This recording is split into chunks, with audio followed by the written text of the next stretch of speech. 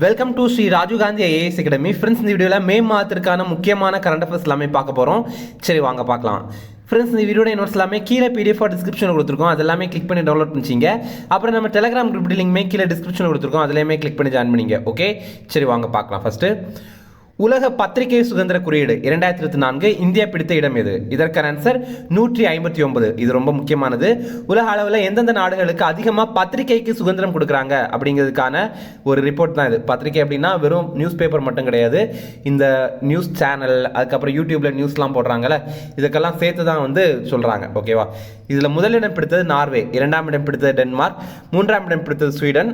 2023 ஆண்டு இந்தியா வந்து 161வது இடம் வந்து பெற்றிருக்கோம். கடைசி இடம் பிடித்தது வந்து எரித்ரியா அப்படிங்கிற நாடு. ஓகேவா? அங்கெல்லாம் பத்திரிகையாளர்களுக்கு அவ்வளவு சுதந்திரமே இல்லை அப்படிங்கிறது தான் அர்த்தம். மொத்தமாக 180 நாடுகளை கணக்கில் எடுத்திருக்காங்க. இந்த ரிப்போர்ட்டை வெளியிட்ட அமைப்பு பிரான்ஸ் நாட்டை சேர்ந்த ரிப்போர்ட்டர்ஸ் வித்தவுட் பார்டர்ஸ் அப்படிங்கிற அமைப்பு. அடுத்தது, யுனிசெஃப் இந்தியா அமைப்பின் தேசிய தூதராக நியமனம் செய்யப்பட்டவர் யார்? இதற்கான ஆன்சர் கரீனா கபூர்.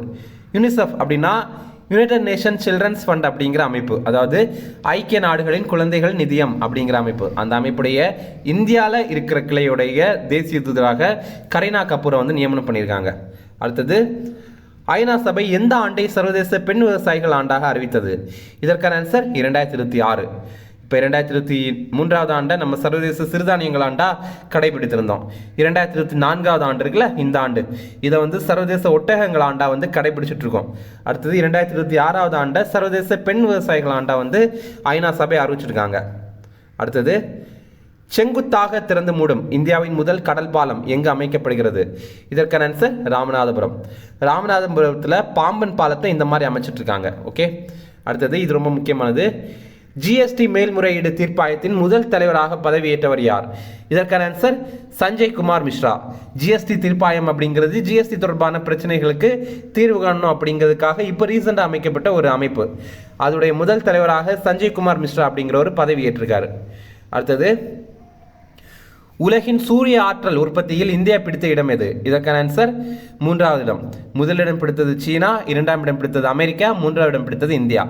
அடுத்தது, ரொம்ப முக்கியமான ஒரு கொஸ்டின். இந்தியாவின் 85வது செஸ் கிராண்ட் மாஸ்டர் ஆனவர் யார்? இதற்கான ஆன்சர் ஷியாம் நிகில். இவர் நம்ம தமிழ்நாட்டை சேர்ந்தவர். ஓகேவா? அப்போ 84வது செஸ் கிராண்ட் மாஸ்டர் யானது யாரு அப்படின்னா அது வைஷாலி ரமேஷ் பாபு. அவங்களுமே நம்ம தமிழ்நாட்டை சேர்ந்தவங்க தான்.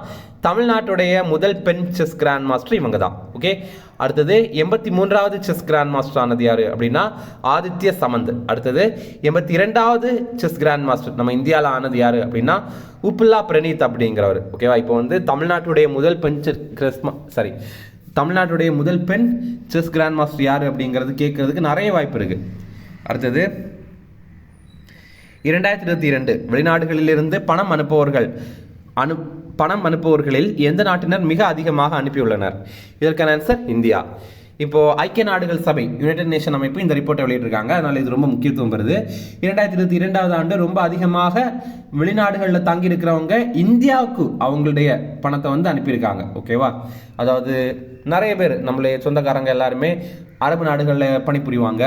அவங்க வந்து அவங்க குடும்பத்திற்கு இங்கே காசு அனுப்புவாங்கல்ல, இந்த மாதிரி அனுப்புறதுனா ரொம்ப ரொம்ப அதிகமாக அனுப்புறது வந்து இந்தியா தான். ஓகே, அடுத்தது, யுனெஸ்கோ உலக பிராந்திய நினைவு பட்டியலில் தற்போது இந்தியாவிலிருந்து சேர்க்கப்பட்ட நூல்கள் எவை? இதற்கான ஆன்சர் ராமசரிதமானஸ், பஞ்சதந்திர கதைகள், சஹுர்தயலோக லோச்சனா. ஓகேவா?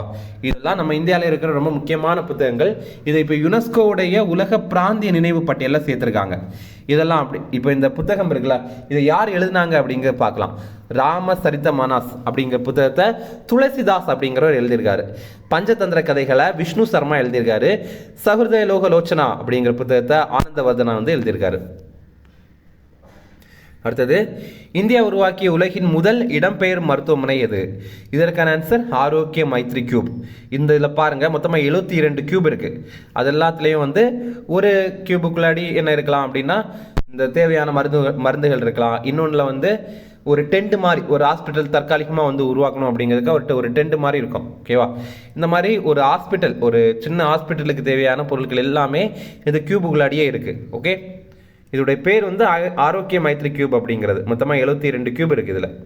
அடுத்தது, தற்போது உருவான ரிமால் புயலுக்கு பெயர் வைத்த நாடு எது? இதற்கான ஆன்சர் ஓமான். இது வங்கக்கடலில் தான் உருவாகி இருந்தது. இதற்கு ஓமான் தான் பெயர் வைத்திருக்காங்க. ரிமால் அப்படின்னா மணல் அப்படின்னு பொருள். ஓகேவா? அரபிக் மொழியில் மணல் அப்படின்னு பொருள். அடுத்தது, இது முக்கியமானது. உலக சுற்றுலா குறியீட்டில் இந்தியா பிடித்த இடம் எது? இதற்கான ஆன்சர் 39. உலக அளவில் முதலிடம் பிடித்தது அமெரிக்கா. தெற்காசியாவில் இந்தியா தான் முதலிடம் பிடித்திருக்காங்க.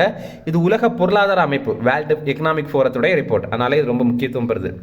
அடுத்தது, எவரெஸ்ட் சிகரத்தை ஏறிய மிக இளவயது இந்தியர் யார்? இதற்கான ஆன்சர் காம்யா கார்த்திகேயன். இவங்க வெறும் 16 வயதிலேயே எவரெஸ்ட் சிகரத்தை அடைந்துட்டாங்க. இதே மாதிரி எவரெஸ்ட் சிகரத்தை அடைந்த மிக வயதான இந்திய பெண் யாரு அப்படின்னா 55 வயதில் ஜோதி ரத்ரே அப்படிங்கிறவங்க ஏறி இருக்காங்க. அடுத்தது, ஆக்ஸ்போர்ட் எக்கனாமிக்ஸ் நிறுவனம் வெளியிட்ட உலக நகரங்கள் குறியீடு 2024 பட்டியலில் முதலிடம் பிடித்த இந்திய நகரம் எது? இதற்கான ஆன்சர் டெல்லி. எந்த நகரங்கள்லாம் சிறந்த நகரங்கள் அப்படிங்கிறதுக்கான பட்டியல் தான் இது. இதில் இந்தியாவில் முதலிடம் பிடித்தது டெல்லி. ஆனால் டெல்லி உலக அளவில் 350வது இடத்துல தான் இருக்குது. அடுத்தது, உலக அளவில் முதலிடம் பிடித்தது நியூயார்க் நகரம், அமெரிக்காவுடைய நியூயார்க் நகரம். அடுத்தது, இது ரொம்ப முக்கியமானது. சர்வதேச சூரிய சக்தி கூட்டணியில் 99வது நாடாக இணைந்த நாடு எது? இதற்கான ஆன்சர் ஸ்பெயின். இப்போது சர்வதேச சூரிய சக்தி கூட்டணி ஐஎஸ்ஏ இன்டர்நேஷனல் சோலார் அலையன்ஸ் அப்படிங்கிற நிறுவனத்தில் 99வது நாடாக ஸ்பெயின் சேர்ந்திருக்காங்க. இது ரொம்ப முக்கியமானது. ஓகேவா? இப்போ இந்த சர்வதேச சூரிய சக்தி கூட்டணி பற்றி பார்க்கலாம். இது 2015வது ஆண்டு இந்தியா மற்றும் பிரான்ஸ் உடைய கூட்டு முயற்சியால் உருவாக்கப்பட்டது. அதாவது COP21, அதாவது COP21 அப்படிங்கிறது கான்ஃபரன்ஸ் ஆஃப் பார்ட்டிஸ் 21 அப்படிங்கிறது அது பாரிஸில் நடைபெற்றது. இதில் இந்தியாவும் பிரான்ஸும் ஒரு முடிவு பண்ணாங்க, நம்ம இந்த மாதிரி ஒரு அமைப்பு உருவாக்கணும் அப்படிங்கிறது. இதோடைய தலைமையகம் எங்கே இருக்குது அப்படின்னா நம்ம இந்தியாவில் இருக்குது. அதனால் அது இன்னும் முக்கியத்துவம் பெறுது. ஏற்கனவே ஒரு எக்ஸாமில் இந்த ISA அமைப்புடைய தலைமையகம் எங்கே இருக்குது அப்படின்னு கேட்டிருக்காங்க. இது ஹரியானாவில் இருக்கிற குருகிராமில் தான் அமைந்திருக்கு. ஓகேவா? அவங்க ஆப்ஷனில் குருகிராம் அப்படிங்கிறது தான் ஆன்சராக கொடுத்துருந்தாங்க. ஓகே, இது இந்த நாடில், அதாவது இந்த கூட்டமைப்பில் என்ன ஒரு சிறப்பு அப்படின்னா டிராபிக் ஆஃப் கேன்சர் மற்றும் டிராபிக் ஆஃப் கேப்ரிகான் இருக்குல்ல, கடகரேகை மற்றும் மகர ரேகை இருக்குல்ல, அதில் இருக்கிற நாடுகள், அதுக்கு இடையில இருக்கிற நாடுகள் மட்டும்தான் அனுமதி. ஏன்னா அந்த நாடுகளில் தான் அதிகமாக சூரிய சக்தி நமக்கு கிடைக்கும். அதனால தான். அடுத்தது, இந்தியாவின் வடகிழக்கு மாநிலங்களில் முதல் ஏஏ ஆசிரியர் யார்? இதற்கான ஆன்சர் ஐரிஷ். இது ஒரு ஏஏ ஆசிரியர். அப்படின்னா ஆர்டிஃபிஷியல் இன்டெலிஜென்ஸ், தமிழில் செயற்கை நுண்ணறிவு. ஐரிஷ் அப்படிங்கிறது அஸ்ஸாமுடைய செயற்கை நுண்ணறிவு ஆசிரியர். இதே மாதிரி ஐரிஷ் கேரளாலையும் ஒன்று உருவாக்கியிருக்காங்க, அதுக்கு பேரும் ஐரிஷ் தான். ஓகேவா? இதே மாதிரி லிசா அப்படிங்கிறது நம்ம இந்தியாவுடைய முதல் ஏஐ செய்தி வாசிப்பாளர். இதை ஒடிசாவில் இருக்கிற ஒடிசா டிவி அப்படிங்கிற நிறுவனத்தில் பயன்படுத்துகிறாங்க. அடுத்தது, இந்தியாவின் 2வது தனியார் ராக்கெட் எது? இதற்கான ஆன்சர் அக்னிபான். இதோடைய மொழிபெயர் என்ன அப்படின்னா அக்னிபான் சார்ட்டர்ட் அப்படிங்கிறது. இதை தயாரித்த அமைப்பு அக்னிகுல் காஸ்மோஸ் மற்றும் சென்னை IIT, இவங்க 2 பேருமே சேர்ந்து தயாரிச்சிருக்காங்க. இதில் என்ன சிறப்பு அப்படின்னா உலகத்திலேயே முதல் முறையாக இன்ஜின் இருக்குல்ல, அது 3D பிரிண்டிங்கில் பண்ண இன்ஜின், முப்பரிணாம அச்சில் பண்ண இன்ஜின், அதை பொருத்தியிருக்காங்க. இதுதான் இந்தியாவுடைய 2வது தனியார் ராக்கெட். அப்படின்னா முதல் தனியார் ராக்கெட் எது அப்படின்னா விக்ரம் S அப்படிங்கிறது. இதை ஸ்கைரூட் ஏரோஸ்பேஸ் அப்படிங்கிற நிறுவனம் உருவாக்கியிருந்தாங்க. 2022வது ஆண்டு இது விண்ணில் செலுத்தப்பட்டது. அடுத்தது, தமிழ்நாடு சம்பந்தமான கரண்ட் அஃபேர்ஸ் இருக்குது, அதை பார்க்கலாம். அயல் நாட்டு உயிரினங்களை வளர்ப்பதை பதிவு செய்ய தொடங்கப்பட்ட இணையதளம் எது? இதற்கான ஆன்சர் பரிவேஷ் 2.0. பரிவேஷ் அப்படின்னா proactive and responsive facilitation by interactive and virtuous environmental single window hub அப்படிங்கிறது. அதாவது நீங்கள் ஒரு ஜெர்மன் ஷெப்பர்ட் நாய் வாங்குறீங்க, இல்லைனா இந்த மாதிரி ஏதாவது அயல்நாட்டு பொருட்கள், அயல்நாட்டு உயிரினங்கள் வாங்குறீங்க அப்படின்னா கண்டிப்பாக இந்த வெப்சைட்டில் பதிவு பண்ணோம் அப்படின்னு கவர்மெண்ட் சொல்கிறாங்க. ஓகேவா?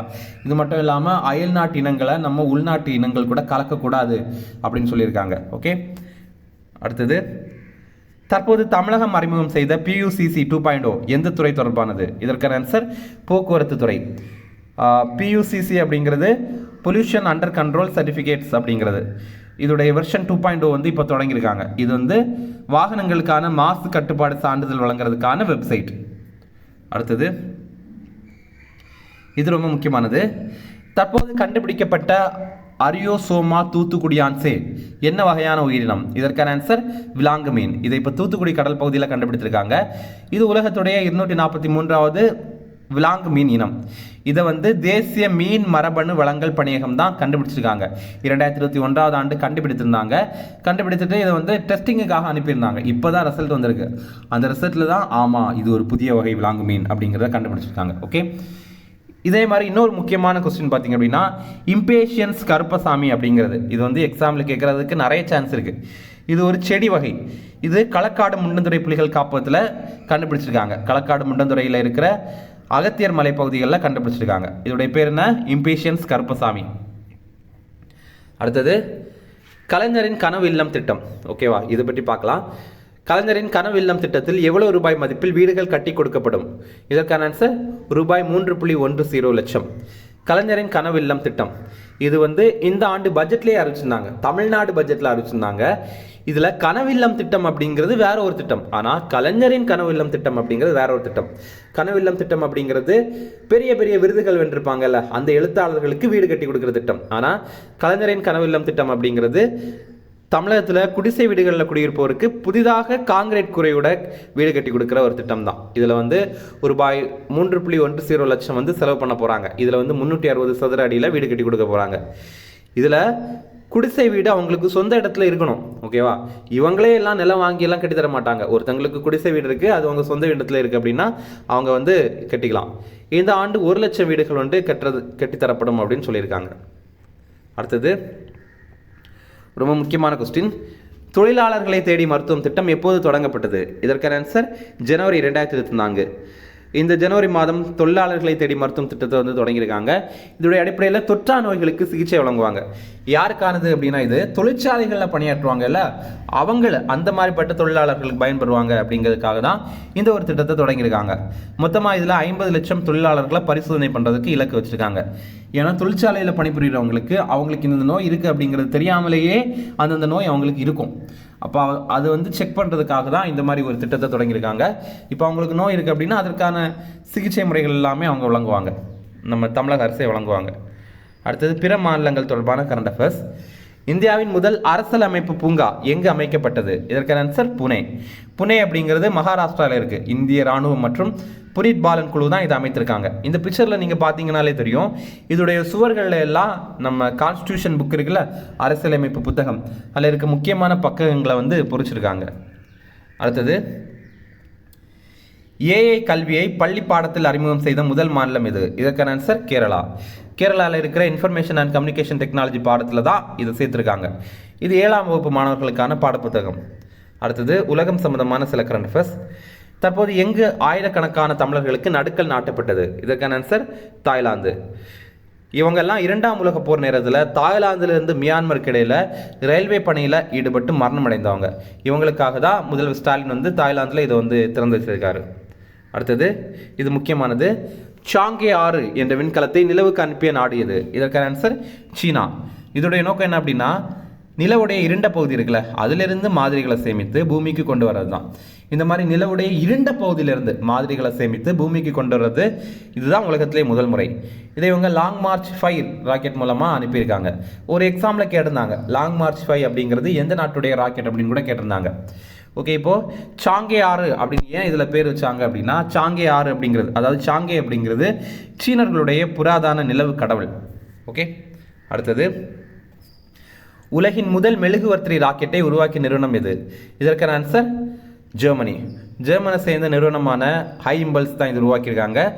இது ஒரு மெழுகுவர்த்தினால, அதாவது மெழுகுவர்த்தி ராக்கெட். ஓகேவா, இந்த ராக்கெட்டுடைய பேர் வந்து SR-75 அப்படிங்கிறது மெழுகுவர்த்தினால உருவாக்கப்பட்ட ராக்கெட்.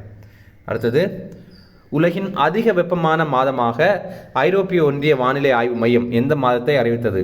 இதற்கான ஆன்சர் ஏப்ரல் 2024. இதனால் இவ்வளவு வெப்பம் அப்படின்னா எல்னினோ தாக்கம் தான் காரணம் அப்படின்னு சொல்கிறாங்க. ஓகே, இப்போது இதில் ஒரு விஷயத்தை நம்ம தெரிஞ்சுக்கணும். 2015ஆம் ஆண்டு பாரிஸ் ஒப்பந்தம் நடைபெற்றது. இது வந்து COP21 அப்படின்னு கூட சொல்லுவாங்க. அதில் என்ன ஒரு நம்ம முடிவு பண்ணோம் அப்படின்னா தொழில் புரட்சிக்கு முன்னாடி இருந்த வெப்பத்தை விட நம்ம 1.5 டிகிரி செல்சியஸ் வந்து அதிகமாகாமல் பார்த்துக்கணும் அப்படின்ற மாதிரி ஒரு ஒப்பந்தம் பண்ணியிருந்தோம். ஏன்னா இப்போ தொழில் புரட்சிக்கு முன்னாடி அப்படின்னா ஒரு 200-300 வருஷத்துக்கு முன்னாடி எல்லாம் யாருமே இந்த தொழிற்சாலைகள் எல்லாம் தொழில் வந்து இருக்காதுல்ல. அந்த டைமில் விவசாயம் அந்த மாதிரி சின்ன சின்ன தொழில்கள் தான் இருக்கும். அந்த டைமில் வந்து பூமியோடைய வெப்பம் வந்து சாதாரணமாக இருந்துச்சு. ஆனால் தொழில் புரட்சி எப்போ உருவாகின்றதோ, தொழில் புரட்சி அப்படின்னா நிறைய தொழிற்சாலைகள் வந்து உருவாகினது தான் தொழில் புரட்சி அப்படின்னு சொல்லுவாங்க. ஓகேவா? அந்த தொழில் புரட்சி டைமில் என்ன ஆச்சு அப்படின்னா நிறைய புகைகள் வெளியானது, நிறைய நம்மளுடைய சுற்றுச்சூழல் வந்து பாதிக்கப்பட்டது. அப்போது அதற்கு முன்னாடி, அதாவது தொழில் புரட்சிக்கு முன்னாடி இருந்ததை விட நம்ம வந்து 1.5 டிகிரி செல்சியஸை விட அதிகமாகாமல் பார்த்துக்கணும் அப்படிங்கிற மாதிரி சொன்னாங்க. ஆனால் இந்த ஏப்ரல் 2024 மாதமே இந்த பூமியுடைய சராசரி வெப்பம் வந்து 1.58 டிகிரி செல்சியஸ் வந்து பதிவாயிருக்கு.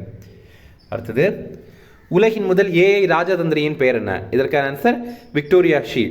இதை உக்ரைன் நாடு தான் உருவாக்கியிருக்காங்க. இதுதான் உலகத்துடைய ஃபர்ஸ்ட் ஏஐ டிப்ளமேட் அப்படின்னா என்னென்னா, 2 நாடுகளுக்கு இடையில் சுமூகமாக பேச்சுவார்த்தை பேசி அந்த நாடுகளுக்கு என்ன தேவையோ அதை வந்து நிறைவேற்றி வைக்கிறாங்க. ஓகேவா?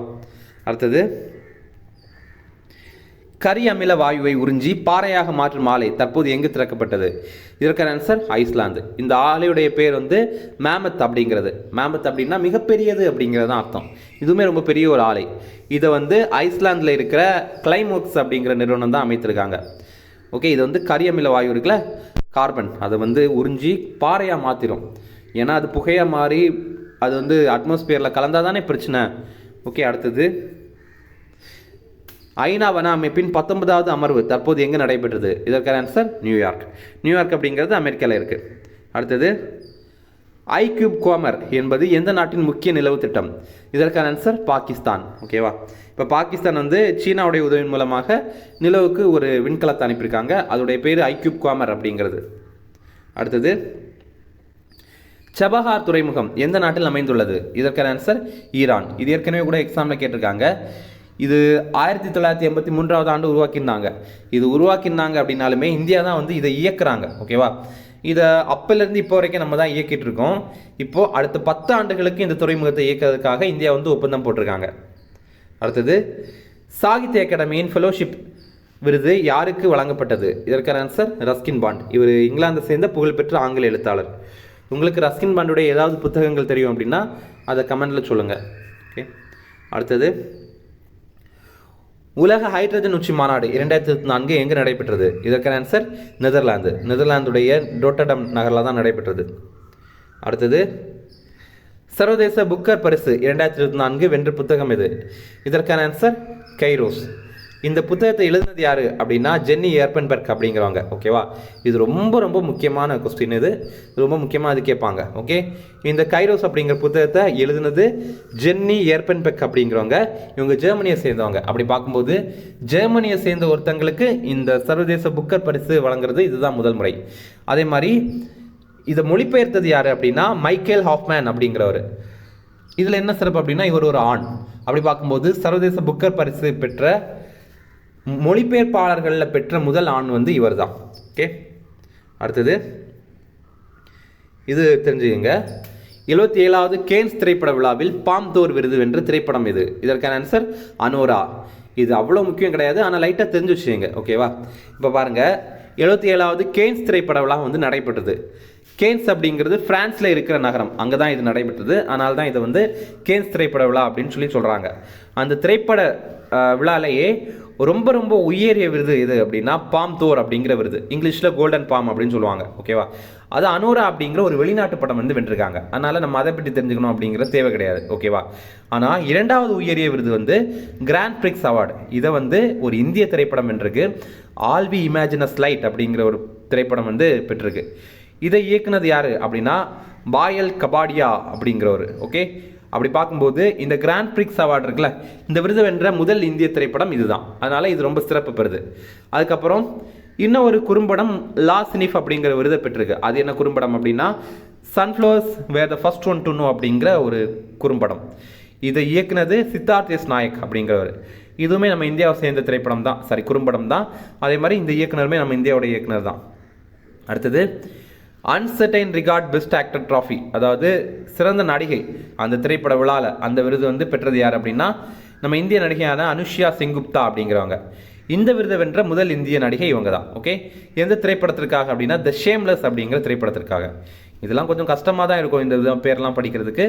ஆனால் இது வந்து கொஞ்சம் படித்து வச்சுக்கிங்க, ஏன்னா இது வந்து யூஸ் ஆகலாம். அடுத்தது, நிக்கே ஆசிய எதிர்கால மாநாடு 2024 தற்போது எங்கு நடைபெற்றது? இதற்கான ஆன்சர் டோக்கியோ. டோக்கியோ அப்படிங்கிறது ஜப்பானுடைய தலைநகர். நம்ம வெளியுறவுத்துறை அமைச்சரான ஜெய்சங்கர் அங்கே போய் கலந்து கொண்டார். அடுத்தது, தற்போது ரஃபா பகுதியில் தாக்குதல் நடத்திய நாடு எது? இதற்கான ஆன்சர் இஸ்ரேல்.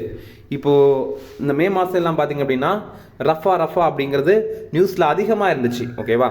இப்போ பாருங்கள், பாலஸ்தீனத்துடைய காசா பகுதியில் தான் இந்த ரஃபா பகுதி இருக்குது.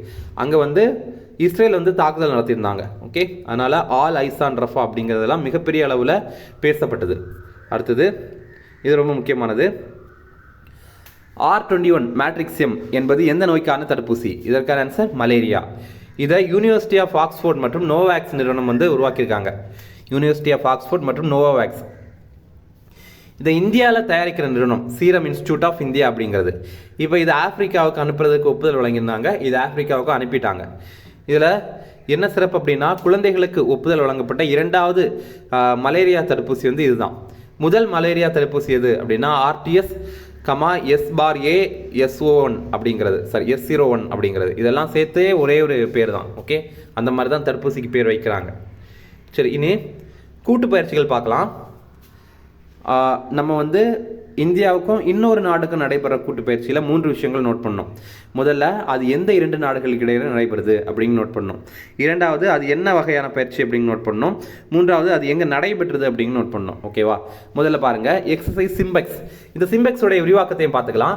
Singapore India maritime bilateral exercise அப்படிங்கிறது தான். ஓகேவா? இப்போ 31வது பதிப்பு நடைபெறுது. ஓகே, இப்போ முதல்ல பார்க்கலாம், இது எந்த 2 நாடுகளுக்கு இடையே நடைபெறுது அப்படின்னா இது இந்தியாவுக்கும் சிங்கப்பூருக்கும் இடையில நடைபெறுது. இரண்டாவதாக, இது என்ன வகையான பயிற்சி அப்படிங்கிறத பார்க்கணும். இது ஒரு இராணுவ பயிற்சியா, இல்லை கடற்படை பயிற்சியா, இல்லை விமானப்படை பயிற்சியா, இந்த மாதிரி பார்க்கணும். இது ஒரு கடற்படை பயிற்சி. மூன்றாவதாக, இது எங்கே நடைபெற்றது அப்படிங்கிறத நோட் பண்ணணும். இது வந்து ஆந்திர பிரதேசத்துடைய விசாகப்பட்டினத்தில் தான் நடைபெற்றது. அடுத்தது, எக்ஸசைஸ் சக்தி. இதில் பாருங்க, இந்தியாவுக்கும் பிரான்ஸுக்கு இடையில நடைபெற்ற பயிற்சி. இது எங்கே நடந்தது அப்படின்னா, சாரி, இது என்ன வகையான பயிற்சி அப்படின்னா இது ஒரு இராணுவ பயிற்சி. மூன்றாவதாக, இது எங்கே நடைபெற்றது அப்படின்னா மேகாலயாவுடைய உம்ரோய் அப்படிங்கிற நகரில் நடைபெற்றது.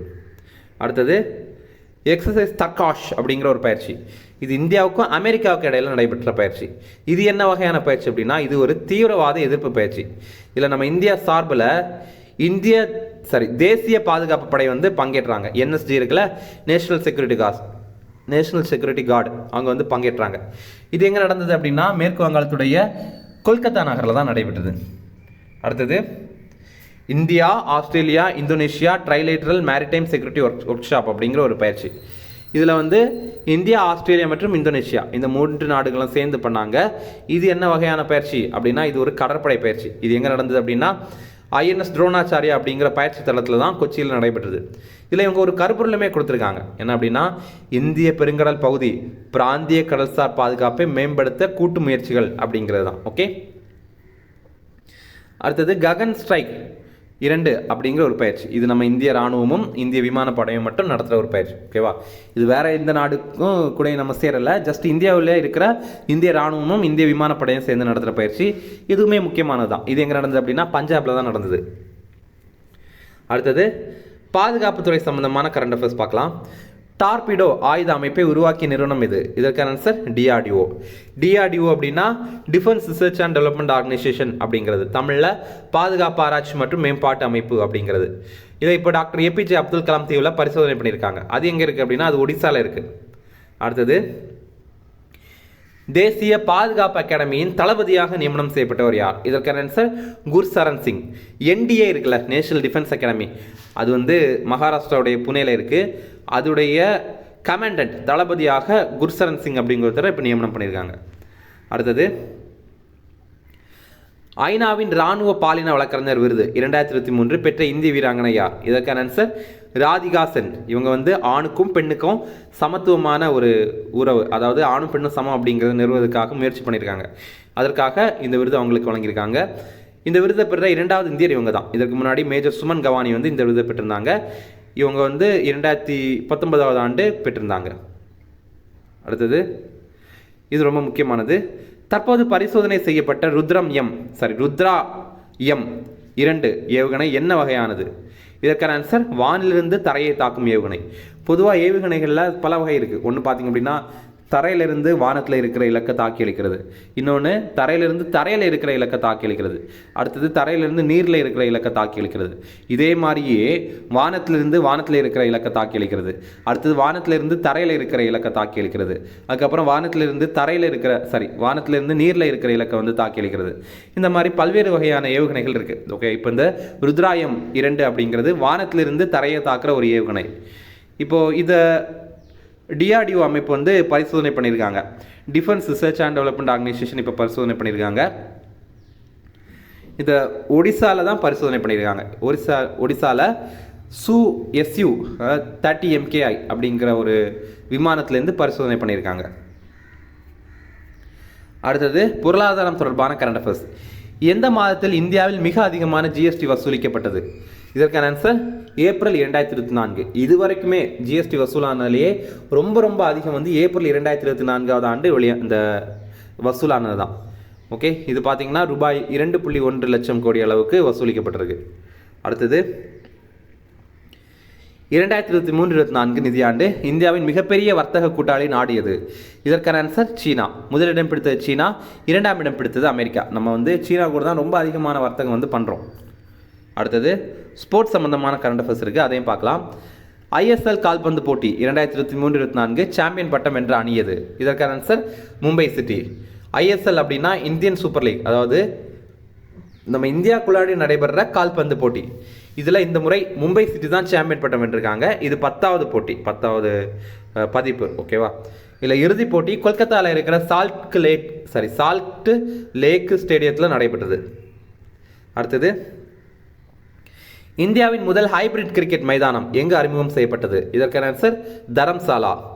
தரம்சாலா அப்படிங்கிறது இமாச்சல பிரதேசத்தில் இருக்குது. இது ஹைபிரிட் கிரிக்கெட் மைதானம் அப்படின்னா இந்த புல்லெல்லாம் இருக்குல்ல, கொஞ்சம் வந்து ஆர்டிஃபிஷியலாக செயற்கையாக வந்து வச்சுருப்பாங்க, கொஞ்சம் வந்து இயற்கையாக வச்சுருப்பாங்க. இந்த மாதிரி இரண்டையுமே சேர்த்தது தான் ஹைபிரிட். ஓகே, இதுதான் இந்தியாவிலே முதல். அப்புறம் எவரெஸ்ட் சிகரத்தை அதிக முறை ஏறி சாதனை படைத்தவர் யார்? இதற்கான ஆன்சர் கமிரிட்டா. இவர் நேபாளத்தை சேர்ந்தவர். எவரெஸ்ட் சிகரத்தை 29 முறை ஏறி இப்போ இவர் சாதனை படைத்திருக்காரு. ஏற்கனவே இவர் 28 முறை ஏறிந்தார், அதுதான் உலக சாதனையாக இருந்தது. இப்போ இவர் தன்னுடைய சாதனையை தானே முறியடித்து 29வது முறையாக ஏறியிருக்காரு. அடுத்தது தற்போது மகளிர் குண்டு எறிதல் போட்டியில் தேசிய சாதனை புரிந்தவர் யார்? இதற்கான ஆன்சர் அபா கதுவா. இப்போ தேசிய ஃபெடரேஷன் கோப்பை போட்டி வந்து நடைபெற்றது எங்கே அப்படின்னா ஒடிசாவுடைய தலைநகரான புவனேஸ்வரத்தில் தான் நடைபெற்றது. இதில் வந்து நம்ம அபா கதுவா அப்படிங்கிறவர் அப்படிங்கிறவங்க தங்கப்பதக்கம் ஜெயிச்சிருக்காங்க. ஓகேவா? இது 18.41 மீட்டர் தூரம் வந்து இருந்திருக்காங்க. இது ஒரு தேசிய சாதனை. ஏன் அப்படின்னா நம்ம இந்தியாவில் யாருமே மகளிர் பிரிவில் இவ்வளவு தூரம் வந்து இருந்ததே கிடையாது. அடுத்தது தேசிய ஃபெடரேஷன் கோப்பை போட்டி தற்போது எங்கு நடைபெற்றது? இதற்கான ஆன்சர் புவனேஸ்வரம். இதில் வந்து ஆடவர் நீளம் தாண்டுதலில் ஜஸ்வின் ஆல்ரின் அப்படிங்கிற தமிழ்நாட்டு வீரர் தங்கப்பதக்கம் ஜெயிச்சிருக்காரு. அதே மாதிரி நம்ம இந்தியாவுடைய ரொம்ப புகழ்பெற்ற ஈட்டி எறிதல் வீரரான நீரஜ் சோப்ரா அவருமே தங்கப்பதக்கம் ஜெயிச்சிருக்காரு. அடுத்தது தேசிய இரட்டையர் ஸ்குவாஷ் சாம்பியன்ஷிப் போட்டி தற்போது எங்கு நடைபெற்றது? இதற்கான ஆன்சர் சென்னை. இது பாருங்கள், தேசிய இரட்டையர் ஸ்குவாஷ் சாம்பியன்ஷிப் போட்டி இப்போ சென்னையில் நடந்தது. ஆனால் இது ரொம்ப முக்கியத்துவம் வருது, ஏன்னா இது நம்ம தமிழ்நாட்டில் நடந்திருக்குல்ல, அதனால தான். இதில் ஜோஸ்னா சின்னப்பா மற்றும் அபய் சிங் அணி தங்கப்பதக்கம் ஜெயிச்சிருக்காங்க. இவங்க வந்து கலப்பு இரட்டையர் அணியை சேர்ந்தவங்க. கலப்பு இரட்டையர் அப்படின்னா ஒரு ஆண் ஒரு பெண் இந்த மாதிரி விளையாடுவாங்க. அதுவே ஆண்கள் இரட்டையர் அப்படின்னா 2 பேருமே ஆண் தான். அந்த அணி அப்படின்னா வேலவன் செந்தில்குமார் மற்றும் அபய் சிங், இவங்க 2 பேர் அணியும் வந்து தங்கப்பதக்கம் ஜெயிச்சிருக்காங்க. ஓகே, அடுத்தது ஐக்கிய நாடுகள் பொது சபை எந்த தினத்தை உலக கால்பந்து தினமாக அறிவித்தது? இதற்கான ஆன்சர் மே 25. லிபியா நாடு தான் ஐக்கிய நாடுகளுடைய பொது சபையில் இந்த மாதிரி ஒரு தீர்மானத்தை அறிமுகம் பண்ணாங்க. இதனால் மே 25ஆம் தேதியை வந்து கடைபிடிக்கிறோம் அப்படின்னா 1924ஆவது ஆண்டு மே 25ஆம் தேதி பாரிஸ் ஒலிம்பிக் போட்டியில் கால்பந்து விளையாட்டில் அனைத்து நாடுகளுடைய சார்பாக வந்து பங்கேற்றாங்க. அந்த மாதிரி மே 25ஆம் தேதியை நம்ம வந்து 100 ஆண்டுகள் வந்து நிறைவு பெறுவோம்ல, அதனால தான் மே 25ஆம் தேதியை இந்த மாதிரி வந்து உலக கால்பந்து தினமாக அறிவிச்சிருக்காங்க. அடுத்தது ஃபிஃபா 2027ஆம் ஆண்டு பெண்கள் உலகக்கோப்பை கால்பந்து போட்டியை நடத்த உள்ள நாடு எது? இதற்கான ஆன்சர் பிரேசில். இந்த போட்டியை நடத்த உள்ள முதல் தென் அமெரிக்க நாடு பிரேசில் தான். ஃபிஃபாவுடைய பிரசிடென்ட் யார் அப்படின்னா கியானி இன்ஃபான்டினோ அப்படிங்கிறவர். அடுத்தது தாய்லாந்து ஓபன் பேட்மிண்டன் போட்டியில் சாத்விக் சாய்ராஜ் ரங்கிரெட்டி மற்றும் ஷிராக் ஷெட்டி இணை என்ன பதக்கம் வென்றது? இதற்கான ஆன்சர் தங்கம். இப்போ இந்த போட்டி வந்து தாய்லாந்துடைய தலைநகரான பேங்காக்கில் நடைபெற்றது. நம்ம இந்தியாவுடைய ரொம்ப முக்கியமான பேட்மிண்டன் வீரர்கள் வந்து இவங்க 2 பேருமே. ஓகேவா, இவங்களுக்கு மேஜர் தியான் சந்த் கேல் ரத்னா விருது கூட கிடைத்திருக்கு ரீசெண்டாக. அடுத்தது எலோர்டா சர்வதேச குத்துச்சண்டை சாம்பியன்ஷிப் போட்டி எங்கு நடைபெற்றது? இதற்கான ஆன்சர் அஸ்தானா. அஸ்தானா அப்படிங்கிறது கஜகஸ்தானுடைய தலைநகர். இதில் நம்ம இந்தியாவுடைய மீனாட்சி இவங்க தங்கப்பதக்கம் ஜெயிச்சிருக்காங்க 48 கிலோ பிரிவில். அதே மாதிரி இந்தியாவுடைய குத்துச்சண்டை வீராங்கனையான நிக்கத் ஜரீன் இவங்க தங்கப்பதக்கம் ஜெயிச்சிருக்காங்க 52 கிலோ இடைப்பிரிவில். 52, 48 இதெல்லாம் அவங்களுடைய வெயிட்டு தான். அடுத்தது 2024 ஐபிஎல் போட்டியில் சாம்பியன் பட்டம் வென்ற அணி எது? இதற்கான ஆன்சர் கொல்கத்தா நைட் ரைடர்ஸ். இதில் வந்து இறுதிப் போட்டியில் சன்ரைசர்ஸ் ஹைதராபாத் அணியை வீழ்த்தியிருந்தாங்க. இறுதிப் போட்டி எங்கே நடந்தது அப்படின்னா சென்னையில் சிதம்பரம் ஸ்டேடியத்தில் தான் நடைபெற்றது. அடுத்தது ஆசிய சீனியர் சாம்பியன்ஷிப் போட்டியில் ஜிம்னாஸ்டிக்ஸ் தங்கப்பதக்கம் பெற்ற முதல் இந்தியர் யார்?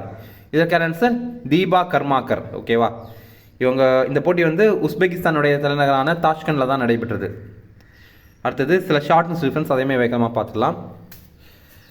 நம்ம யாத்திரி ஆட்டோ மற்றும் கால் டாக்ஸி வசதி இப்போ இதை சென்னையில் தொடங்கியிருந்தாங்க. இதில் என்ன சிறப்பு அப்படின்னா சவாரி கட்டணம் முழுவதுமே ஓட்டுநருக்கே சென்று சேரும் அப்படின்னு சொல்லியிருக்காங்க.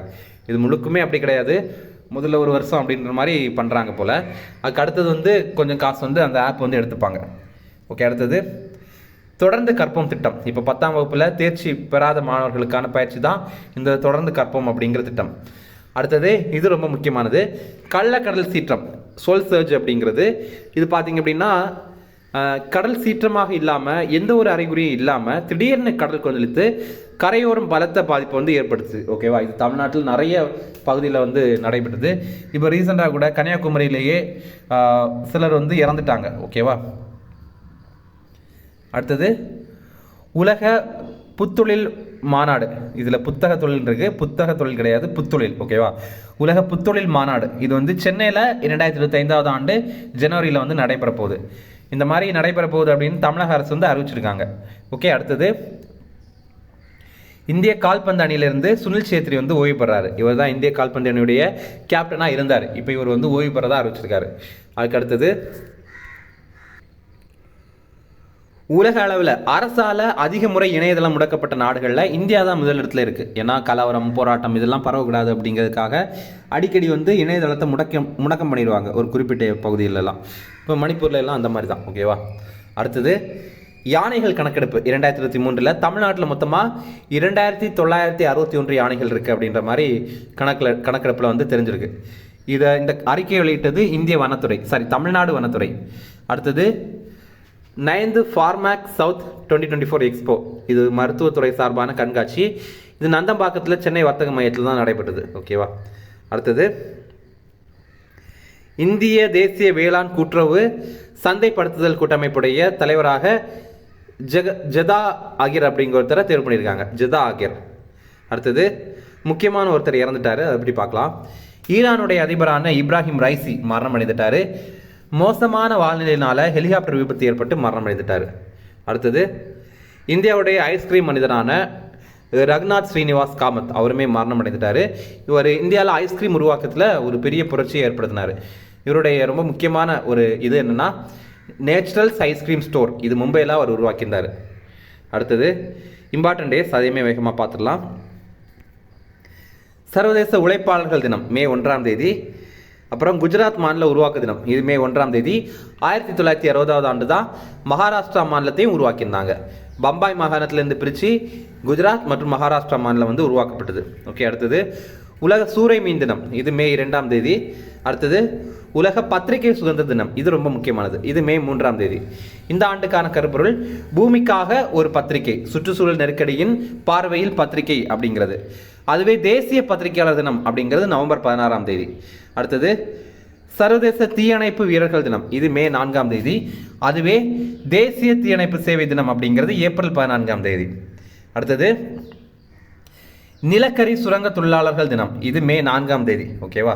அடுத்தது உலக சிரிப்பு நாள், இது மே 5ஆம் தேதி.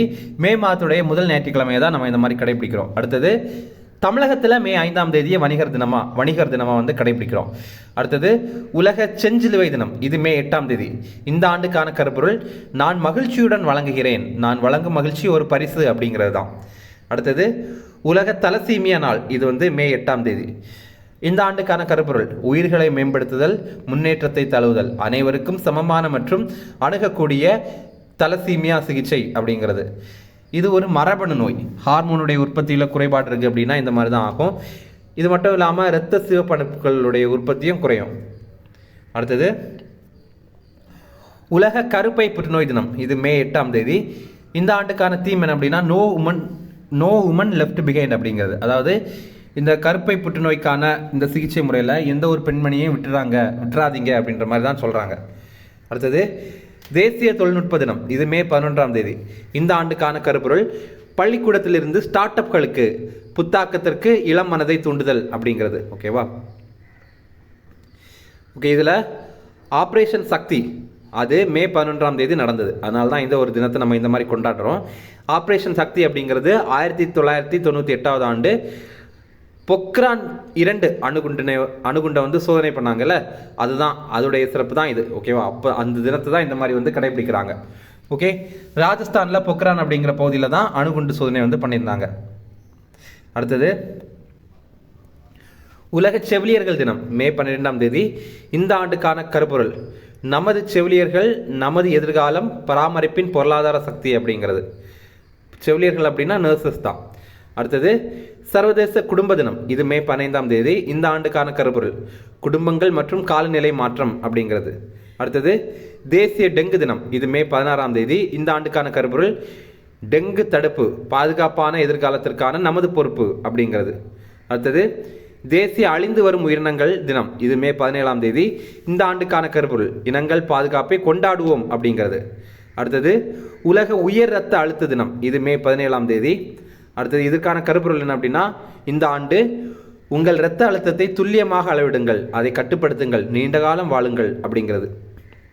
அடுத்தது உலக அருங்காட்சியக தினம், இது மே 18ஆம் தேதி. இந்த ஆண்டுக்கான கருப்பொருள் கல்வி மற்றும் ஆராய்ச்சிக்காக அருங்காட்சியகங்கள் அப்படிங்கிறது.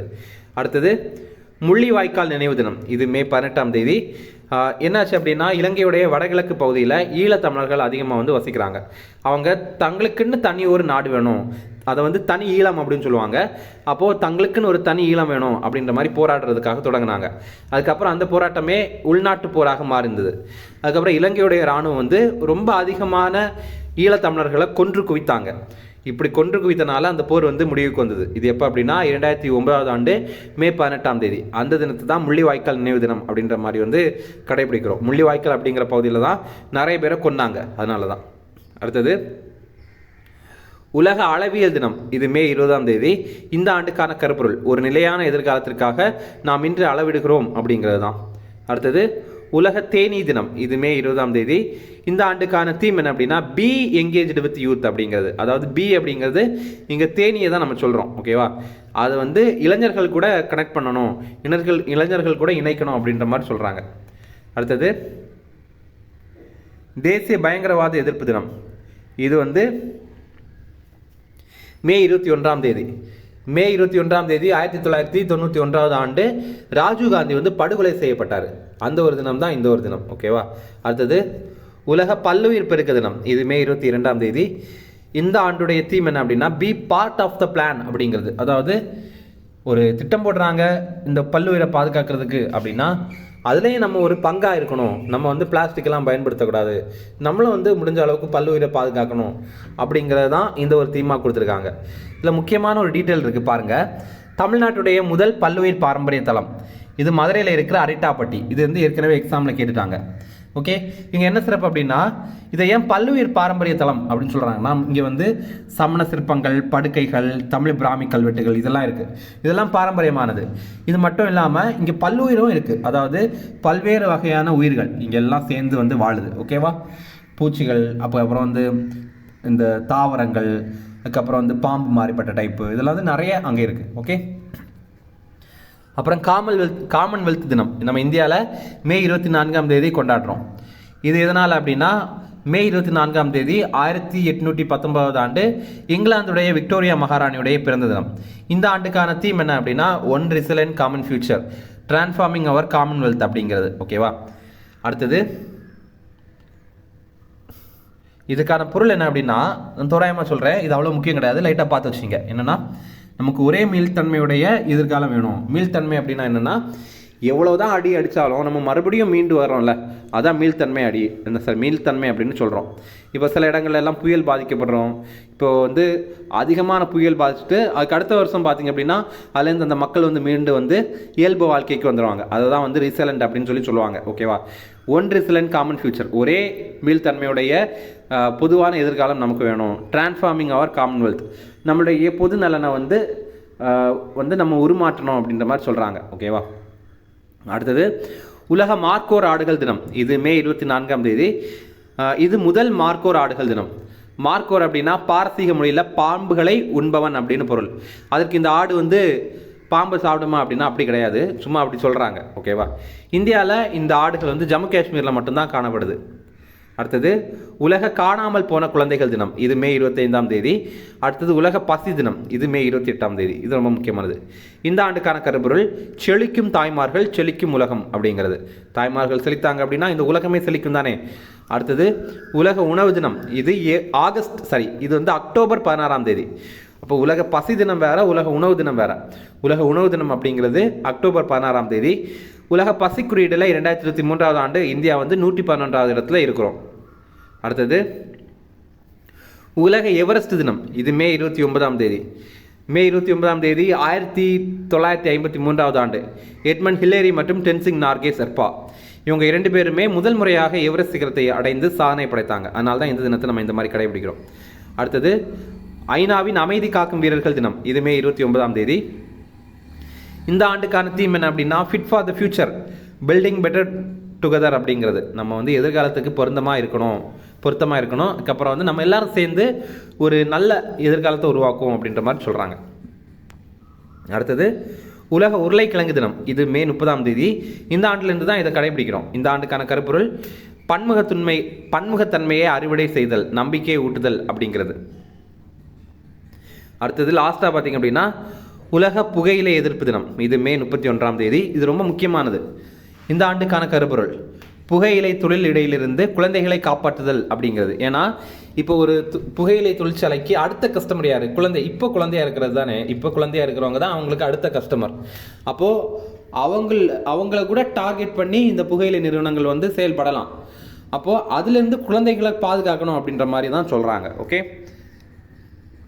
சரி. இப்போது ஃப்ரெண்ட்ஸ், நம்ம ராஜீவ்காந்தி ஐஏஎஸ் அகாடமியில் டிஎன்பிஎஸ்சி குரூப் டூ ஏ எக்ஸாமுக்கான கிளாஸ் வந்து ஸ்டார்ட் பண்ணியிருக்கோம். இதற்கான கல்வி கட்டணம் வந்து 5000 ரூபாய் மட்டும்தான். இதில் வந்து தமிழ்லேயும் கிளாஸஸ் இருக்குது, அதே மாதிரி இங்கிலீஷ்லேயும் கிளாஸஸ் இருக்குது. நம்ம இன்ஸ்டியூட்டில் நிறைய பேர் டிஎன்பிஎஸ்சி குரூப் டூ எக்ஸாமில் கிளியர் பண்ணியிருக்காங்க. நீங்களும் நம்ம இன்ஸ்டியூட்டில் ஜாயின் பண்ணோம் அப்படின்னா ஸ்க்ரீனில் தெரியுற இந்த நம்பருக்கு கால் பண்ணி பேசிக்கலாம். ஓகே, இந்த வீடியோ பிடிச்சிருந்தா கண்டிப்பாக லைக் பண்ணுங்கள், நம்முடைய சேனலுக்கு சப்ஸ்கிரைப் பண்ணி வச்சுங்க, உங்களுடைய நண்பர்களுக்குமே ஷேர் பண்ணுங்கள். Okay, thank you.